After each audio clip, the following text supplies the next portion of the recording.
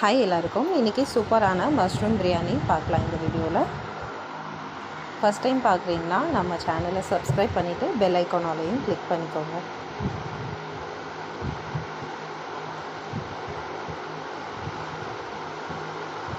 கொஞ்சமாக ஆயில், கொஞ்சமாக key add பண்ணியிருக்கேன். பட்டை, ஏலக்காய், லவங்கம், ஜீரகம், சோம்பு, முழு மல்லி, கிராம்பு, பே லீஃப் இதெல்லாம் தான் ஆட் பண்ணியிருக்கேன்.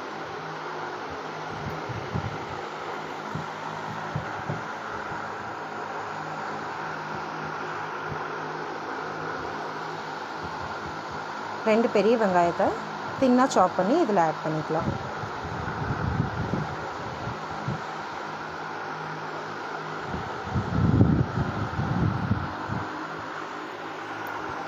அஞ்சு மிளகாய் இதில் ஆட் பண்ணியிருக்கேன்.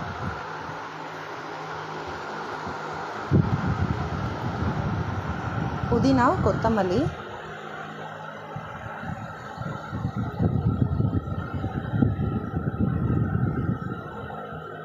கருவேப்பிலை, சின்ன வெங்காயம்,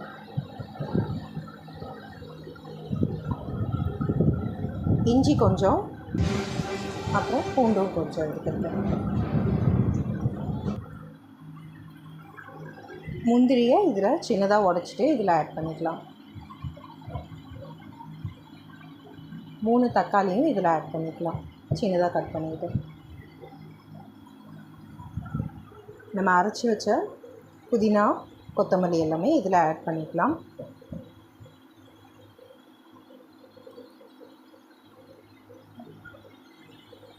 மஷ்ரூமையும் கொஞ்சம் தின்னாக சாப் பண்ணி இதில் ஆட் பண்ணிக்கலாம்.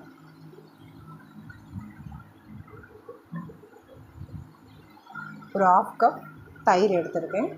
மஞ்சள் பொடி, தனியாத்தூள், மிளகாத்தூள், அப்புறம் கரம் மசாலா.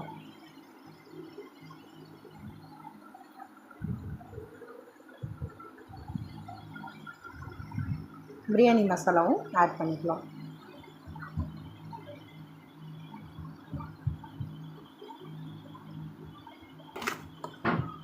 ஜீரகத்தூள் போட்டுட்டு உப்பும் ஆட் பண்ணிக்கலாம்.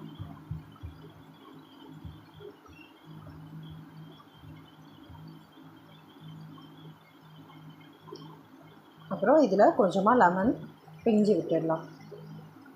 நான் 3 கிளாஸ் அரிசி எடுத்திருக்கேன். அதுக்கு 6 கிளாஸ் தண்ணி ஆட் பண்ணிவிட்டு அரிசியையும் ஆட் பண்ணிக்கிட்டேன்.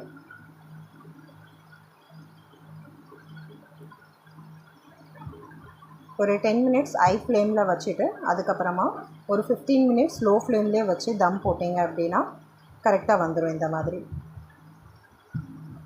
அப்புறம் அடுப்பு ஆஃப் பண்ணிவிட்டு கீ ஆட் பண்ணிவிட்டு கொத்தமல்லியும் ஆட் பண்ணிக்கலாம்.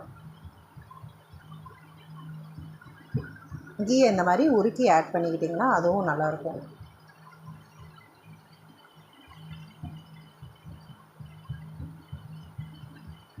எல்லாம் நல்லா கிளறி விட்டுக்கலாம். அப்புறமா